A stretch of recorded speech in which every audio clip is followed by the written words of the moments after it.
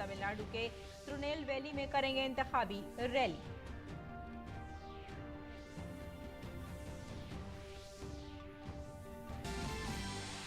इंतखाबी जंग में BJP leader JP Nadda Uttarakhand के मसूरी में करेंगे इंतखाबी तशहीर, जबकि अमित शाह त्रिपुरा, मणिपुर और राजस्थान में संभालेंगे कमान। वहीं राजनाथ सिंह जम्मू में करेंगे रैली। मनसुख मांडविया पोरबंदर में पर्चा नामजदगी करेंगे दाखिल।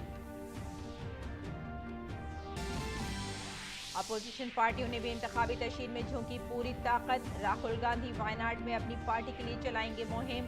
मायावती मुरादाबाद में चलाएंगे इंतखाबी मुहिम, जबकि प्रियंका गांधी राजस्थान के अलवर में रोड शो करेंगी।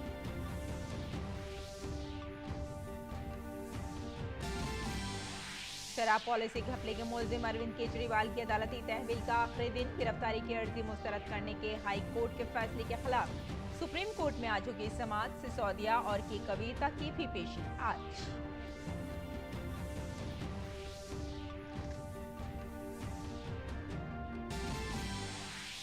अमेरिका ईरान के खिलाफ जवाबी कार्रवाई में इसराइल का साथ नहीं देगा। अमेरिका सलामती कौंसिल में तेहरान को जवाबदेह बनाने पर करेगा काम। ईरान के इसराइल पर हमले के बाद अक़वाम मुत्तहिदा के सरबराह की सब्र तहम्मुल से काम लेने की पुरजोर अपील।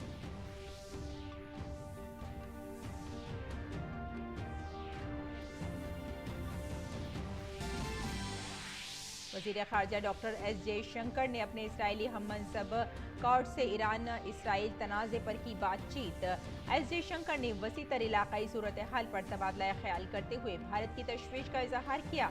वहीं एस जयशंकर ने अपने ईरानी हममनसब हुसैन अमीर अब्दुल्लाहियान से भी बातचीत की।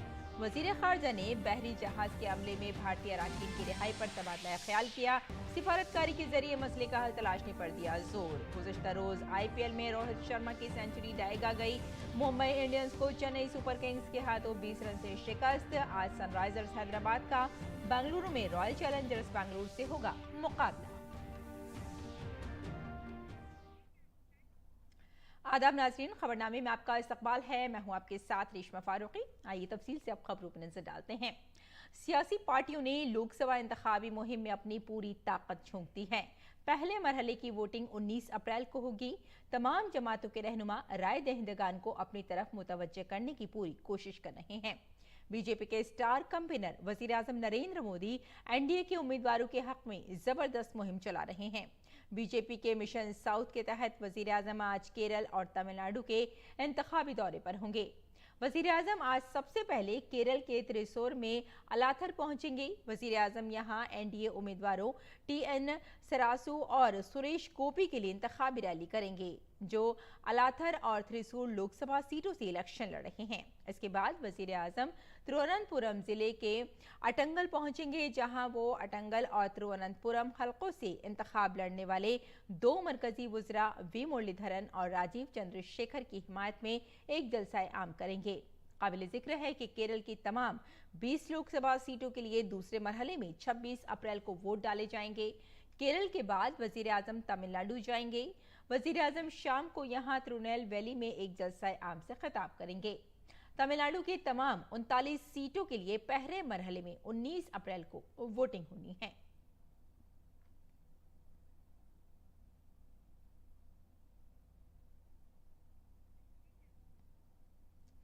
लोकसभा इंतखाबात के पेश नज़र तमाम सियासी पार्टियों की इंतखाबी मुहिम अपने उरूज पर है। बीजेपी के कौमी सदर JP नड्डा आज उत्तराखंड के मसूरी में इंतखाबी रैली से खिताब करेंगे। वो मसूरी के गांधी चौक में एक बहुत बड़े जलसाए आम से खिताब करेंगे। वहीं बीजेपी कारकुनों में जबरदस्त जोशो खरोश का माहौल है।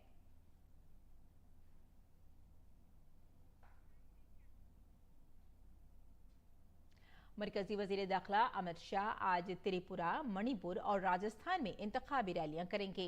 अमित शाह सबसे पहले अगरतला के कुमारघाट में राय दहिंदगान को राग़िब करने की कोशिश करेंगे। वजीर दाखिला त्रिपुरा मशरक़ी लोकसभा सीट से लड़ने वाली बीजेपी उम्मीदवार कृति देवी देव बर्मन के हक में रैली करेंगे। दोपहर में अमित शाह इम्फाल में अंदरूनी मणिपुर लोकसभा सीट पर वोटरों से राय दहिंदगान से बीजेपी को वोट देने की अपील करेंगे। शाम 6 बजे बीजेपी लीडर राजस्थान के जयपुर में एक अजीमुशान रोड शो करेंगे, जिसमें आदर्श नगर, किशनपुर और हवा महल असेंबली सीटों पर इंतखाबी तशहीर की जाएगी। वजीर दाखिला अमित शाह, वजीर आला भजन लाल शर्मा और पार्टी उम्मीदवार मंजू शर्मा रथ पर मौजूद रहेंगे।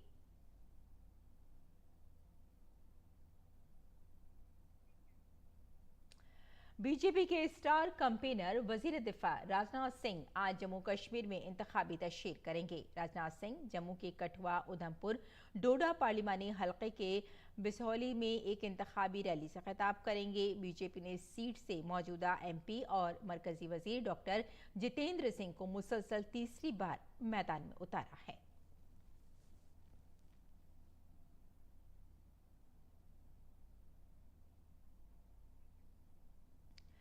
आज पहले दिन राहुल गांधी अपने पार्लिमानी हलके वायनाड में इंतखाबी रैली करेंगे। फिर शाम को वो शुमाली कोझिकोड जिले में यूनाइटेड डेमोक्रेटिक फ्रंट की रैली से खिताब करेंगे। कल 16 तारीख को भी वो वायनाड में पार्टी के कई प्रोग्रामों में हिस्सा लेंगे और इंतखाबी तशहीर करेंगे। काबिल जिक्र है कि इस माह शुरुआत में राहुल गांधी ने 3 अप्रैल को वायनाड से पर्चा नामजदगी दाखिल किया था और एक रोड शो भी किया था। यहाँ उनका मुकाबला केरल बीजेपी सदर के सुरेंद्रन के साथ साथ कांग्रेस की क़यादत वाली इंडिया इत्तेहाद में शामिल सीपीआई के साथ हो रहा है। सीपीआई ने यहाँ डी राजा की अहलिया एनी राजा को मैदान में उतारा है। वहीं बीएसपी ने यहाँ पीआर कृष्णाकुट्टी को मैदान में उतारा है।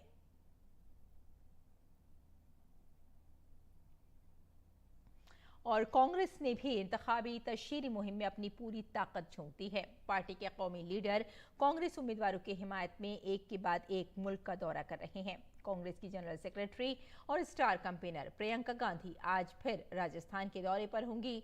प्रियंका कांग्रेस उम्मीदवार ललित यादव की हिमायत में आज अलवर में रोड शो करेंगी। बीजेपी ने ललित यादव के खिलाफ मरकजी वजीर भूपेंद्र यादव को अपना उम्मीदवार बनाया है। इसके बाद प्रियंका गांधी कांग्रेस उम्मीदवार मुरारी लाल मीणा की हिमायत में दौसा में एक बहुत बड़ी रैली से खिताब करेंगी।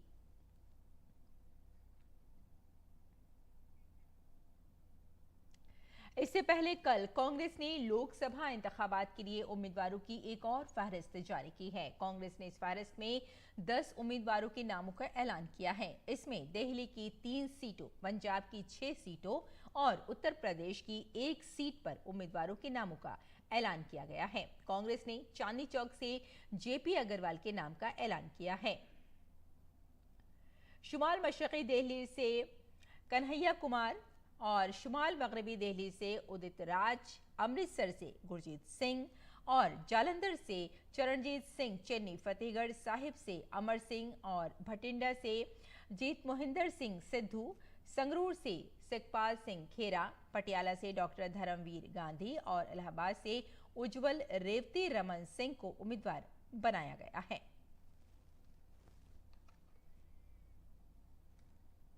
बदायूं में समाजवादी पार्टी ने तीसरी बार अपना उम्मीदवार तब्दील किया है। सुल्तानपुर पार्लिमानी हलके से उम्मीदवार तब्दील करते हुए पार्टी ने नए नाम पर दांव लगाया है। अब साबिक काबीना वजीर शिवपाल सिंह यादव के बेटे आदित्य यादव को बदायूं से मैदान में उतारा है। काबिल जिक्र है कि शिवपाल यादव को शुरू से ही इलेक्शन लड़ने की कोई ख्वाहिश नहीं थी, जबकि सुल्तानपुर से बीजेपी की मेनका गांधी के खिलाफ भीम निषाद की बजाय रामफूल निषाद पर एतमाद किया गया है। निषाद ने रुद्रपुर असेंबली सीट से 2022 के असेंबली इंतखाबात में हिस्सा लिया था, लेकिन वो हार गए थे।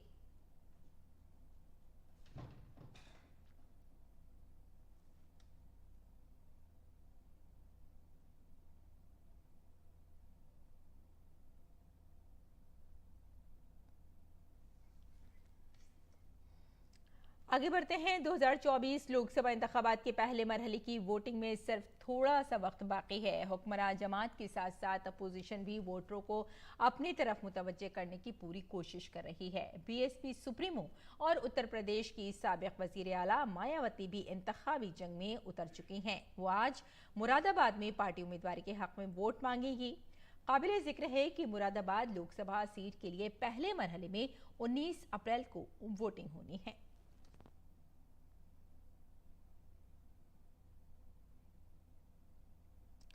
आज सुप्रीम कोर्ट दिल्ली के वजीर आला अरविंद केजरीवाल की दरख्वास्त पर समाअत करेगी, जिसमें उन्होंने दिल्ली हाई कोर्ट के फैसले को चैलेंज किया है। काबिल जिक्र है कि हाई कोर्ट ने ईडी की गिरफ्तारी के खिलाफ उनकी दरख्वास्त को मुस्तरद कर दिया था। केजरीवाल दिल्ली एक्साइज पॉलिसी घपले से मुताल्लिक मनी लॉन्ड्रिंग केस में मुलजिम हैं और पीएमएलए अदालत ने उन्हें 15 अप्रैल तक अदालती हिरासत में भेजा था। इसलिए आज उन्हें ईडी के जरिए राउज एवेन्यू की खुसूसी अदालत में पेश किया जाएगा। दूसरी तरफ केजरीवाल ने हाई कोर्ट के फैसले को न सिर्फ सुप्रीम कोर्ट में चैलेंज किया, बल्कि आम इंतखाबात की मुहिम में हिस्सा लेने के लिए जल्द रिहाई का मुतालबा भी किया है। सवाल यह है कि क्या केजरीवाल को आज सुप्रीम कोर्ट से राहत मिल सकेगी? इन्हें ईडी ने 21 मार्च को गिरफ्तार किया था। के कविता की सीबीआई रिमांड आज खत्म हो रही है। तिहाड़ जेल में बंद ईडी के बाद सीबीआई ने उन्हें अपनी हिरासत में ले लिया है। वहीं दूसरे मुलजिम मनीष सिसोदिया की बाकायदा जमानत की दरख्वास्त पर भी आज समाअत होगी। ताहम सिसोदिया ने अबूरी जमानत की दरख्वास्त भी दी है और इसकी समाअत 20 अप्रैल को होगी। सिसोदिया ने अदालत के सामने दलील दी है कि उन्हें लोकसभा इंतखाबात के पेश नजर अपनी पार्टी के लिए मुहिम चलानी है।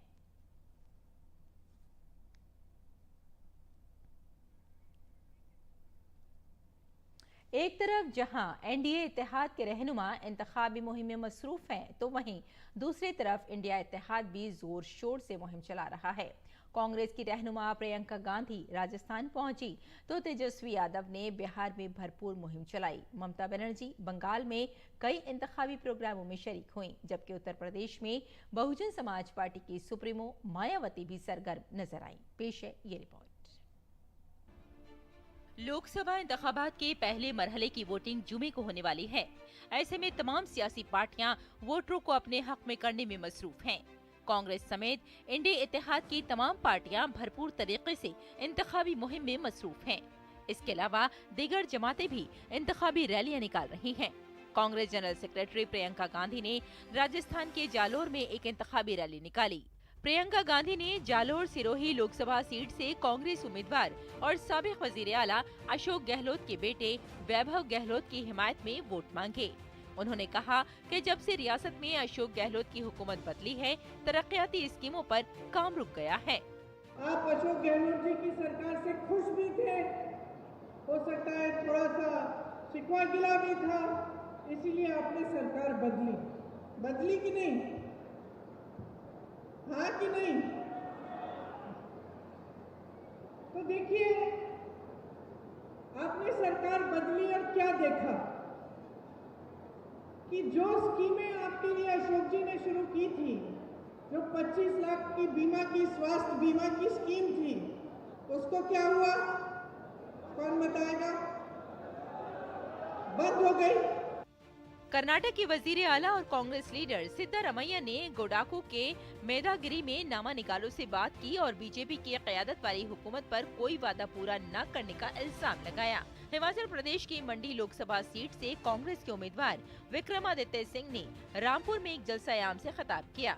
उन्होंने कहा कि रियासत के मफाद के मसाइल मरकज में उठाए जाएंगे।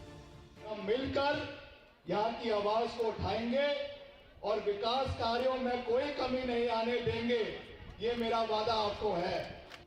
आरजेडी लीडर तेजस्वी यादव इंतखाबात के पहले मरहले के पेश नजर कई रैलियां कर रहे हैं। तेजस्वी यादव ने गया के इमामगंज और वजीरगंज में इंतखाबी रैलियां की। उन्होंने नवादा के कोवाकोल में एक इंतखाबी जलसा भी किया। जलसायाम से खिताब करते हुए तेजस्वी यादव ने कहा कि जब मरकज में इंडी गठबंधन हुकूमत बरसरे इख्तिदार आएगी तो अग्निवीर स्कीम को रोक दिया जाएगा और फौज में पुरानी बहाली का अमल शुरू किया जाएगा। हम लोग अग्निवीर योजना को समाप्त करेंगे। अब पुराना जैसे बहाली होता था, उसी हिसाब से बहाली हम लोग सब लोगों का कराने का काम। मगरबी बंगाल की वजीर आला और टीएमसी की सरबरा ममता बनर्जी ने जलपाईगुड़ी का दौरा किया। इस दौरान बीएसपी सुप्रीमो मायावती ने मुजफ्फरनगर में एक इंतखाबी रैली से खिताब किया। उन्होंने कहा कि उनकी हुकूमत के दौरान मुजफ्फरनगर में कोई फसाद नहीं हुआ, जबकि एसपी हुकूमत के दौरान जाटों और मुसलमानों का भाईचारा टूट गया था। हमने पश्चिमी यूपी में, खासकर आपके मुजफ्फरनगर जिले में, हमने कोई भी दंगा फसाद आदि नहीं होने दिया। सपा जब पावर में थी तो यहाँ जो बरसों से जाटों में और मुस्लिम समाज के लोगों में जो भाईचारा पैदा था, तो सपा की सरकार में उस भाईचारे को तोड़ा गया। वहीं वाईएसआर कांग्रेस पार्टी लीडर सज्जल रामकृष्ण रेड्डी ने कल इंतखाबी मुहिम के दौरान पार्टी सरबराह और आंध्र प्रदेश के वजीर आला वाईएस जगन मोहन रेड्डी पर हमले की मजम्मत की। कल विजयवाड़ा में नामालूम अफराद ने जगन मोहन रेड्डी पर पथराव किया, जिसमें वो जख्मी हो गए थे। Bureau report, DD news, Urdu खबरें। और नायब सदर जमहूरिया जगदीप धनखड़ आज महाराष्ट्र के नागपुर का दौरा करेंगे। एक रोजा दौरे के दौरान नायब सदर जमहूरिया National Academy of Direct Taxes Nagpur में इंडियन रेवेन्यू सर्विस के 76वें इख्तितामी तकरीब में मेहमान खुसूसी होंगे।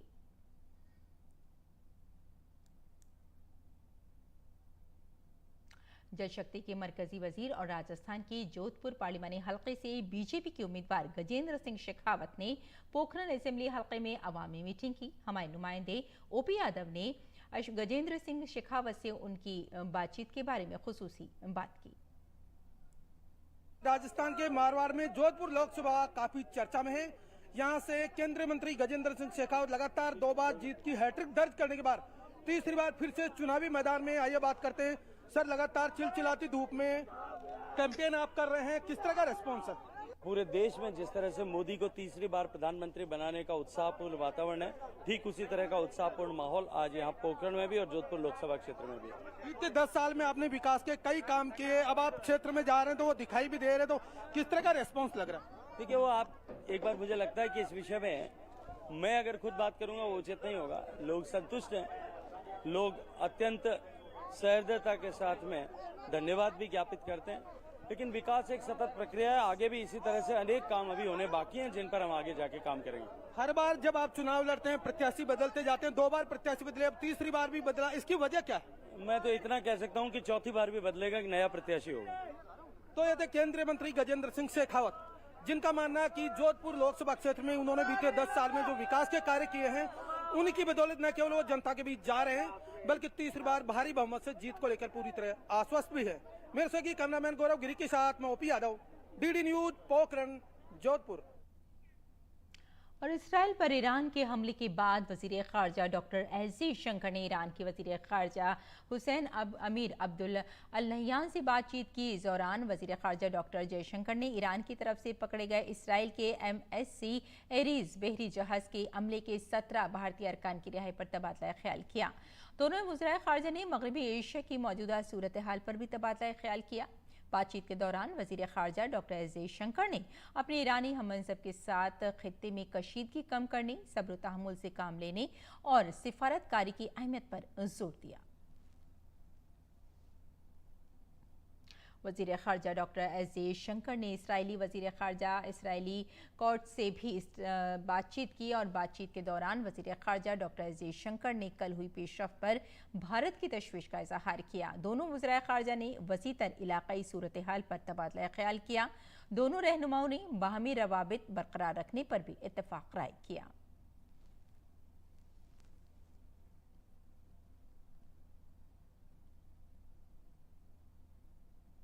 और आइए नाज़रीन, अब नजर डाल लेते हैं दिल्ली से शाये कुछ उर्दू अखबारात पर।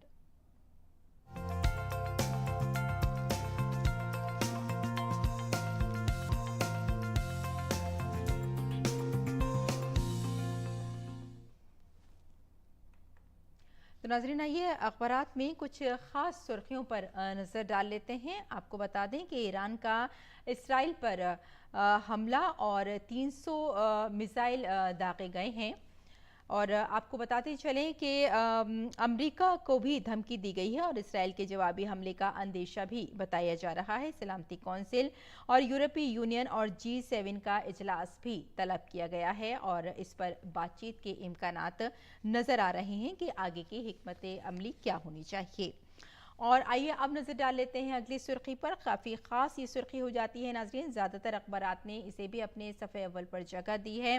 हम सब जानते हैं कि कल संकल्प पत्र जारी किया गया है बीजेपी का। जी हाँ, बीजेपी का संकल्प पत्र मोदी की गारंटी 2024 कल जारी हो चुका है और इस पर कई खास चीज़ों पर भी फोकस किया गया है। बीजेपी ने खास तौर पर तालीम और सेहत और ख़वातीन को बाइख्तियार बनाने के लिए इसमें अपनी जो पॉइंट्स हैं उस पर काफ़ी कल बातचीत हुई है।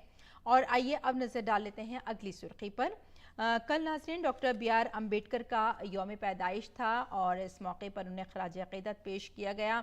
आपको बता दें कि इस मौके पर सदर जमहूरिया द्रौपदी मुर्मू और नायब सदर जगदीप धनखड़ और वज़ीर आज़म नरेंद्र मोदी संसद भवन पहुंचे और वहां उन्होंने डॉक्टर B.R. अम्बेडकर को यौम पैदाइश पर उनकी खराज अक़ीदत पेश किया। और अब नज़र डाल लेते हैं अगली सुर्खी पर। मरीज दोस्त एम्स का हदफ वेटिंग टाइम को कम करना है। ये एक अच्छी खबर है मरीजों के लिए, क्योंकि हम एम्स जब जाते हैं तो काफ़ी लंबी लाइनों का सामना करना पड़ता है, इंतज़ार करना पड़ता है। उसी के मद्देनज़र मरीज दोस्त एम्स का आगाज़ किया गया है और OPD में वही स्क्रीनिंग के ज़रिए बीमारी की तशख़ीस की जाएगी और संगीन बीमारियों में मुब्तला मरीजों को इससे काफ़ी राहत मिलने की बात बताई जा रही है। और अब देख लेते हैं अगली सुर्खी भी नाजरीन इसी अखबार से है। IP यूनिवर्सिटी से ये खबर है, कोर्सेज के लिए दरख्वास्त की आखिरी तारीख आज है और जो लोग अप्लाई करना चाहते हैं उनके लिए ख़ास खबर हो जाती है, क्योंकि आज ही का दिन है अगर आप IP यूनिवर्सिटी में किसी कोर्स को ज्वाइन करना चाहते हैं। और आइए अब नज़र डाल लेते हैं अगली सुर्खी पर। अगली सुर्खी भी नाजरीन हमने ली है रोज़नामा हमारा समाज से। आपको बताते चलें कि रूस में शदीद तुक़यानी के बाद हज़ारों अफराद की महफूज मकामात पर मुंतकली कर दी गई है। जी हाँ, शदीद तुक़यानी आई है रूस में, जिसकी वजह से काफ़ी लोग वहाँ मुतासिर हुए हैं और इसी वजह से वहाँ पर जो लोग थे, जो मकामात पर लोग मुश्किल में थे, उनकी मुंतकली का काम किया जा चुका है। और अब देख लेते हैं अगली सुर्खी। उम्रा वीज़े की 3 माह की मुद्दत, सऊदी वजारत हज की वजाहत की गई है और ये खबर आई है कि अब उम्रा का जो वीज़ा है वो उसमें 3 माह की मुद्दत कर दी गई है। तो नाज़रीन ये था अखबारात का मुख्तसर जायज़ा और आइए अब लौटते हैं बुलेटिन की जानिब। कुछ और खबरों पर नज़र डाल लेते हैं। ईरान के इसराइल पर हमलों के बाद G7 ममालिक से ऑनलाइन मीटिंग की। अमरीकी सदर जो बाइडन ने इसराइली वज़ीर आज़म बेंजामिन नेतन्याहू पर वाज़ेह किया है कि अमरीका तेहरान के खिलाफ इंतखाबी हमलों में हिस्सा नहीं लेगा। G7 इजलास के दौरान भी बाइडन ने इस हमले की शदीद मज़म्मत की है। अमरीकी सदर जो बाइडन ने कहा कि वाशिंगटन अपने इत्तेहादी इसराइल के साथ मजबूती से शाना बशाना खड़ा है। इसके साथ अमरीकी सदर ने इसराइली वज़ीर आज़म को मुतनब्बे किया कि वो इलाके में मजीद हमले ना करें। अमरीकी सेंट्रल कमांड ने बताया कि अमरीकी यूरोपीय कमान ने ईरान और यमन की जानिब से इसराइल पर दागे गए 80 से ज़ायद ड्रोन और मिसाइलों को नाकाम बना दिया था। इसराइल और ईरान के दरमियान बढ़ती हुई कशीदगी के हवाले से अक़वाम मुत्तहिदा की सलामती कौंसिल की भी मीटिंग हुई। इस मुलाकात के दौरान अक़वाम मुत्तहिदा के सेक्रेटरी जनरल एंटोनियो गुटरेस ने कहा कि मशरिक़ वस्ता के खित्ते के अवाम तबाहकुन खतरात का सामना कर रहे हैं। अब कशीदगी को कम करने का वक्त आ गया है। उन्होंने जोर दिया कि मजीद सब्र तहम्मुल के साथ पीछे हटने की ज़रूरत है। यूरोपीय यूनियन के सरबराह रसूला वान डेर लेनिन ने ईरान के जवाबी हमले की मजम्मत करते हुए ईरान से हमले मुकम्मल बंद करने का मुतालबा किया है।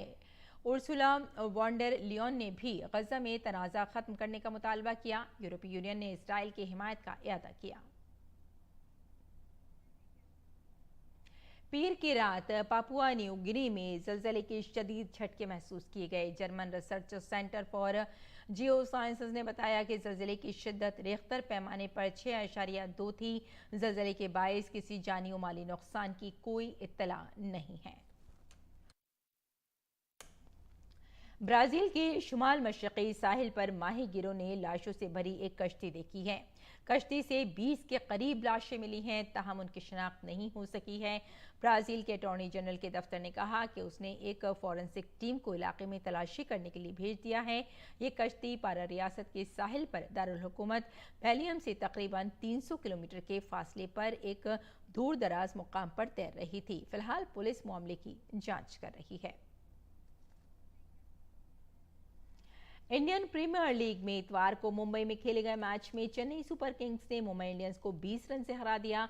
चेन्नई के मुकाबले में ये चौथी जीत है। मैच में मुंबई इंडियंस ने टॉस जीता और पहले गेंदबाजी करने का फैसला किया। चेन्नई की टीम ने कप्तान ऋतुराज गायकवाड़ के 69 रन और शिवम दुबे के 66 रन की बदौलत 4 विकेट पर 206 रन का स्कोर किया। इसके जवाब में मुंबई की टीम 20 ओवर में 6 विकेट पर 186 रन ही बना सकी। मुंबई की तरफ से रोहित शर्मा ने नॉट आउट 105 रन की सेंचुरी इनिंग खेली। रोहित के अलावा तिलक वर्मा ने 20 गेंदों पर 31 रन बनाए। इंडियन प्रीमियर लीग में आज रॉयल चैलेंजर्स बेंगलुरु का मुकाबला सनराइजर्स हैदराबाद से होगा। ये मुकाबला बेंगलुरु में खेला जाएगा। बेंगलुरु पॉइंट टेबल में सबसे नीचे पायदान पर है। टीम ने अब तक की सबसे खराब कारकर्दगी का मुजाहरा किया है। आरसीबी को गुज़िश्ता कुछ मैचों में मुंबई, राजस्थान, लखनऊ और कोलकाता की टीमों से हार का सामना करना पड़ा है। टीम के अंदर विराट कोहली के अलावा दूसरा कोई भी बल्लेबाज अभी तक कुछ खास नहीं कर सका है और ग्लेन मैक्सवेल और खुद कप्तान फॉफ डुप्लेसिस बेहतरीन खेल नहीं दिखा पा रहे हैं।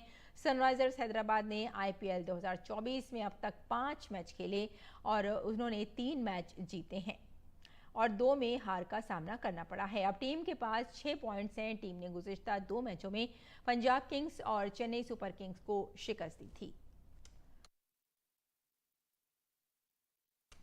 और आइए अब जानते हैं मौसम का मिजाज।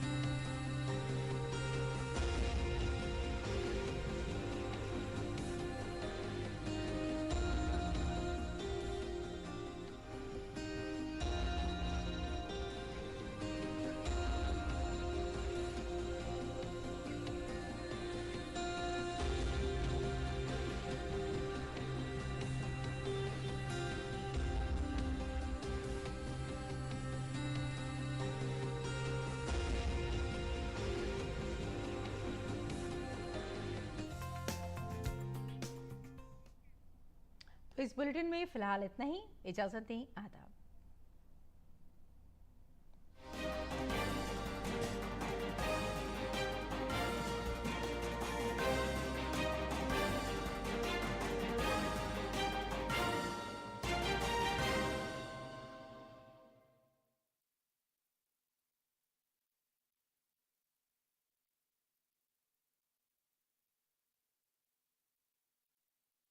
समा है